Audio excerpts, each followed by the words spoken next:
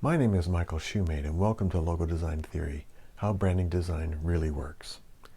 If you paid a 5-figure fee, maybe even a 6-figure fee, to one of the world's biggest branding design agencies, wouldn't you expect a logo that would work well and be clear in all the situations where a logo should work? Then what happened with the Continental United Airlines logo? Let's talk about it.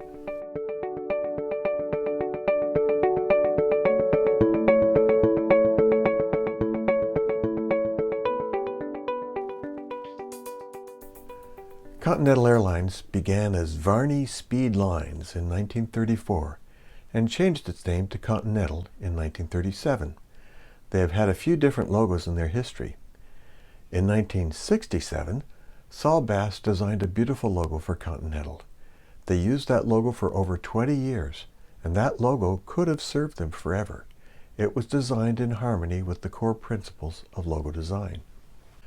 But for reasons I can't understand, they wanted a new logo. They went to the branding firm of Lippincott and Margulies. It took 14 months and who knows how much money to give them this in 1991. It's a partial globe with 10 latitude sections and 10 longitude pairs and some very fine lines. They rebranded their whole fleet with this logo. I don't know how many planes Continental had at that time, but it had to be hundreds.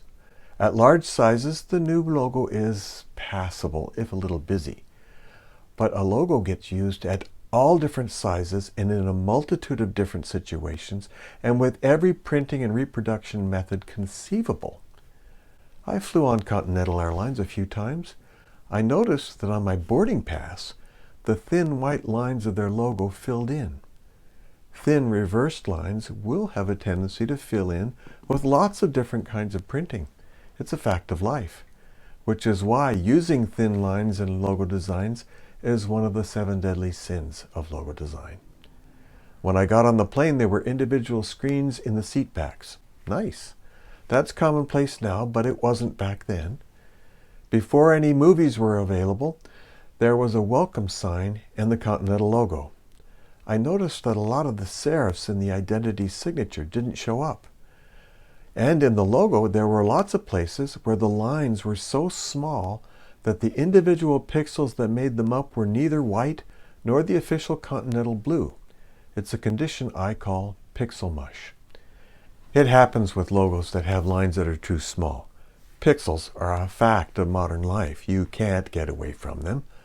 That's another reason why using thin lines in logo designs is another one of the 7 deadly sins of logo design. Now let's see what happened with United Airlines. They were founded in 1930.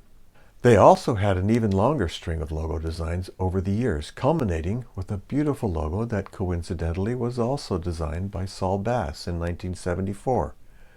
Over time, trendy type and serif type were tried and abandoned, but the Saul Bass logo remained essentially unchanged. Designed according to the core principles, it could have been used forever. Then United Airlines and Continental Airlines merged. It started in 2010 and finalized in 2012.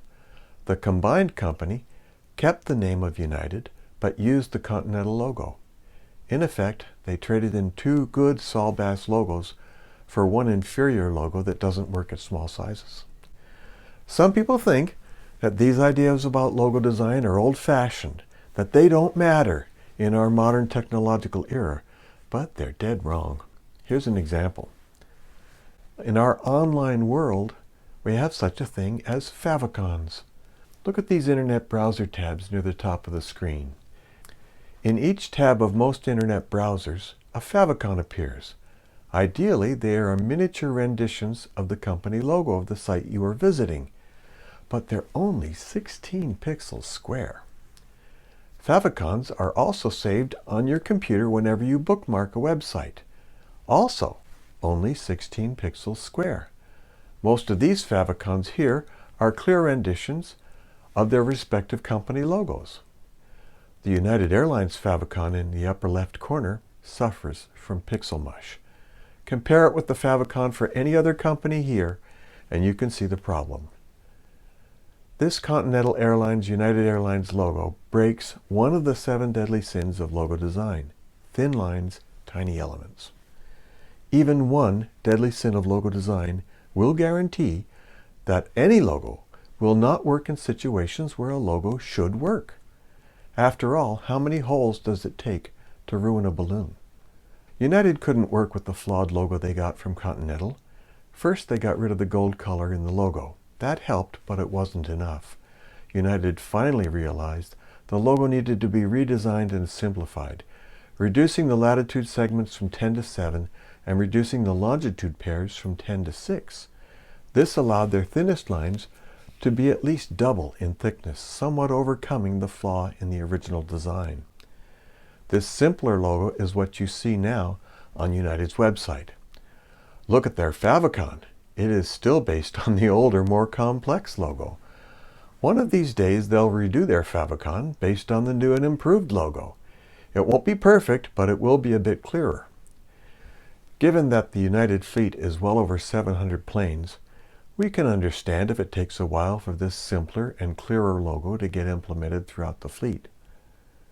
Too much of logo design today is hit and miss, even with the biggest branding agencies in the world, and not just with solo designers and smaller design firms. But it doesn't have to be that way. The core principles of branding design are finally understood. This is not yet widely known in the design industry.